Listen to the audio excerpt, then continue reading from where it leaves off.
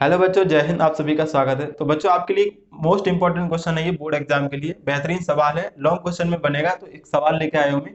इसको क्या करना है, सबसे पहले आप इस क्वेश्चन को देख रहे हैं, आपको इसको सॉल्व करना है, ठीक है। और आंसर आपको कमेंट करना है।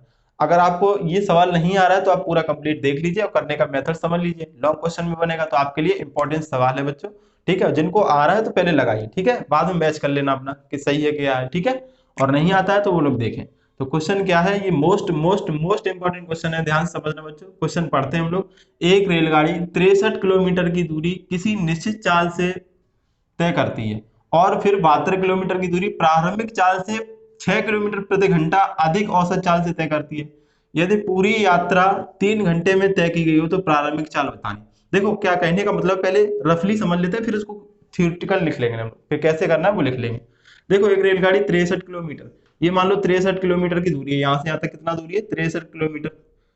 किसी निश्चित चाल से, मान लिया वो एक्स की चाल है, तो अगर ये दूरी है, ये समय मान लिया हमने, वो चाल मान ली, तो दूरी बट्टे चाल क्या होता है, समय। तो ये कुछ समय आ जाएगा यहाँ पे, दूरी बट्टे चाल समय कुछ आ जाएगा, ठीक। फिर कह रहा है कि 72 किलोमीटर की दूरी। अब वही रेलगाड़ी 72 किलोमीटर की दूरी जो पहले चाल थी उससे 6 किलोमीटर प्रति घंटा अधिक चाल से, तो एक्स में 6 जोड़ देंगे, एक्स प्लस 6 की चाल से। यहाँ पे कुछ समय लेगी, कुछ समय लेगी। और ये दोनों समय, ये समय और ये समय, इन दोनों समय का योग कितना है, 3। कुल यात्रा उसने 3 घंटे में की। यहाँ और यहाँ की जो कुल यात्रा उसने कितने घंटे में की है, 3 घंटे में। तो ये समय और ये समय किसके बराबर होगा, 3 के बराबर। समीकरण बनेगा, उसको सॉल्व कर लेंगे, एक्स का मान आ जाएगा, रेलगाड़ी की प्रारंभिक चाल आ जाएगी, ठीक है बच्चों। तो रफली आप समझ गए। अब इसको यहाँ पे कैसे एक्सप्लेन करना आइए समझते हैं। तो मानेंगे, माना रेलगाड़ी की चाल, बिना माने कुछ होता नहीं है। आप भी किसी न किसी को कुछ मान लेते हो, उसके बाद ही आगे बढ़ते हो ना, है समझदार हो। तो माना रेलगाड़ी की चाल, ठीक है भैया, कुछ नहीं यार, एक्स मानना है सवाल में, और कुछ नहीं। माना रेलगाड़ी की चाल बराबर एक्स किलोमीटर प्रति घंटा, ये रेलगाड़ी की चाल मान ली हमने, ठीक। इसको मिटा दे रहे हैं, क्वेश्चन को धीरे धीरे आराम से समझना है। एक्स किलोमीटर प्रति घंटा है।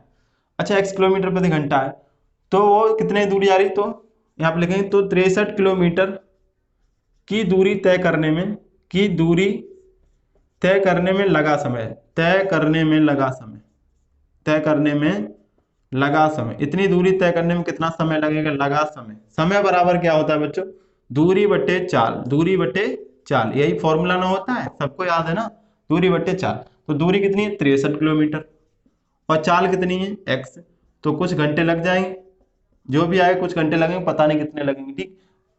अब ये तो हो गया। अब रेलगाड़ी की नई चाल, रेलगाड़ी की नई चाल, रेलगाड़ी की नई चाल, यहाँ पे नई चाल। क्या हुआ कि रेलगाड़ी को, हम लोग को लग रहा था कि थोड़ा धीमे चल रही है, तो उसने थोड़ी चाल बढ़ा ली। क्या कर लिया, चाल बढ़ा ली, तो जल्दी पहुंचने के लिए क्या किया, चाल बढ़ा ली।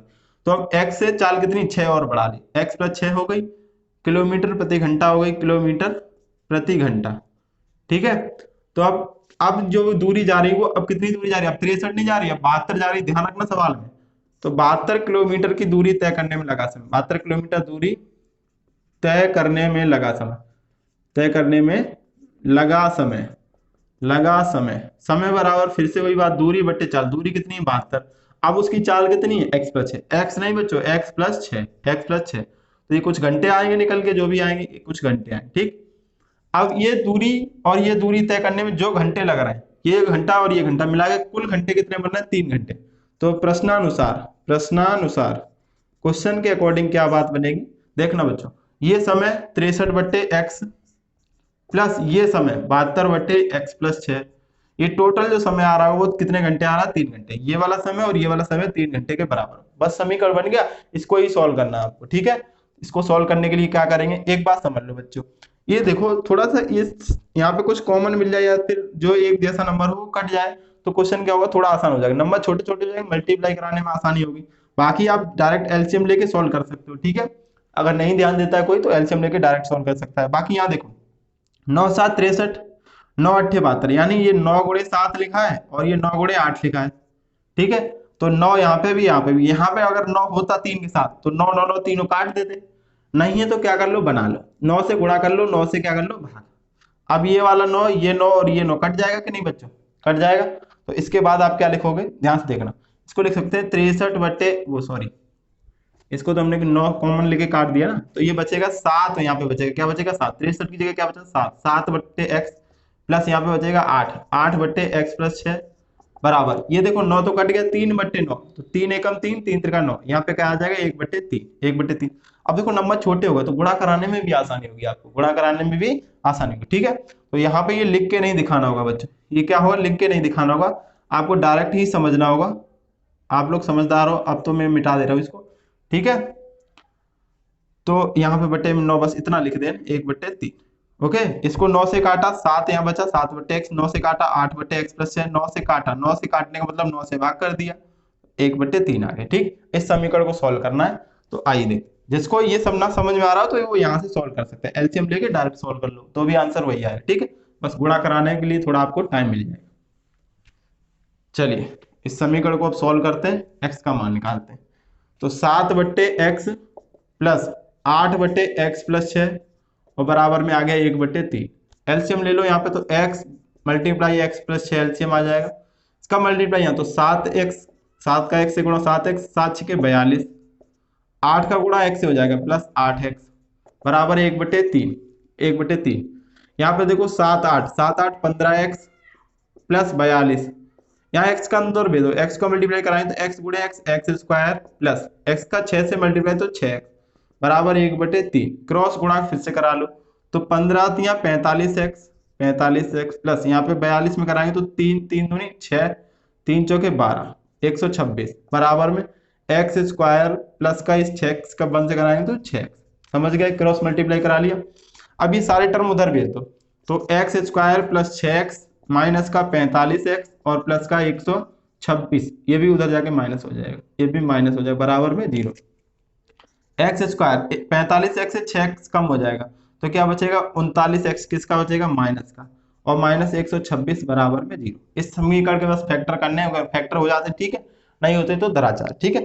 तो 126 पहले यहाँ पे लिख लो, एक्स स्क्वायर माइनस के 39x और माइनस 126 बराबर 0। 126 का मल्टीप्लाई यहाँ 1 से तो 1 हो जाएगा, 126 हो जाएगा ये।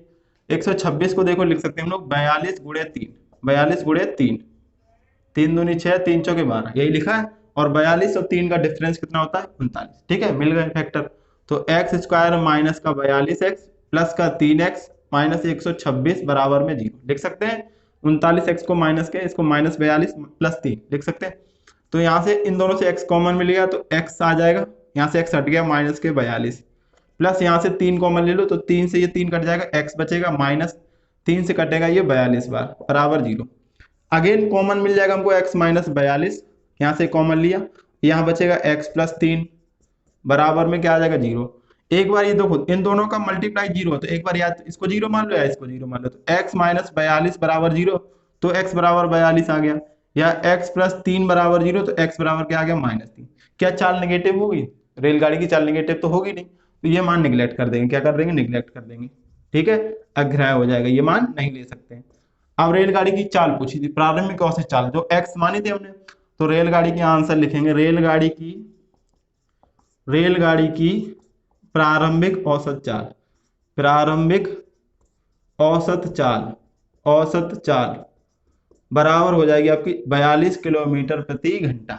ये आपका उत्तर हो जाएगा, ये क्या हो जाएगा, उत्तर हो जाएगा, फाइनल आंसर ये हो जाएगा, ठीक है। यहाँ लिख देंगे, अतः रेलगाड़ी की चाल क्या हो जाएगी, 42 किलोमीटर प्रति घंटा। ओके बच्चों, तो उम्मीद है बच्चों क्वेश्चन अच्छे से समझ में आ गया होगा। अगर समझ में आए तो वीडियो को लाइक कीजिए और कमेंट में जरूर इसका आंसर बताइएगा अगर आपने अपने मन से किया हो, ठीक है। और क्वेश्चन अगर अच्छे से समझ में आया तो वीडियो को लाइक शेयर जरूर करना बच्चों। ओके, मिलते हैं नेक्स्ट वीडियो में, एक और इंपॉर्टेंट क्वेश्चन लेके आएंगे हम लोग उस वीडियो में। ओके, तब तक इंतजार कीजिए, इस सवाल को अच्छे से समझ लिए, ऐसे एग्जाम्पल आपको बुक मिल जाए तो लगाइए, अगर नहीं आते हैं तो कमेंट में बताइएगा, तो उसको भी मैं आपको बताने की कोशिश करूंगा। ओके, ठीक है, तो इस वीडियो को यहीं तक रखते हैं। थैंक यू, जय हिंद।